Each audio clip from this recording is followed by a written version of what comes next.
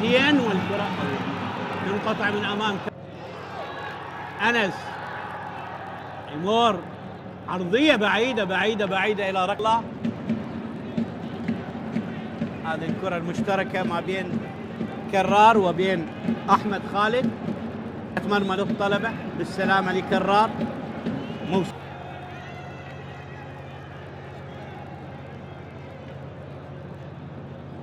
قرر ماذا سيتخذ بعد العودة للفار.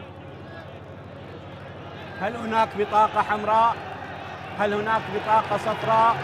بطاقة حمراء، بطاقة حمراء. هذا الدور أكثر الألوان بطاقات، البطاقة الرابعة في هذا الدور والبطاقة رقم 22 في هذا الموسم. البطاقة رقم 22 في هذا الموسم. تعود الكرة إلى غيث.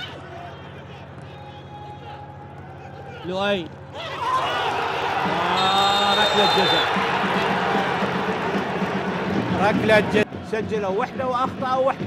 سجلوا في شباك الحدود وأخطأوا في شباك الزاوية هذا الموسم. وحدة سجلت وحدة أخطأت. قدام وجول.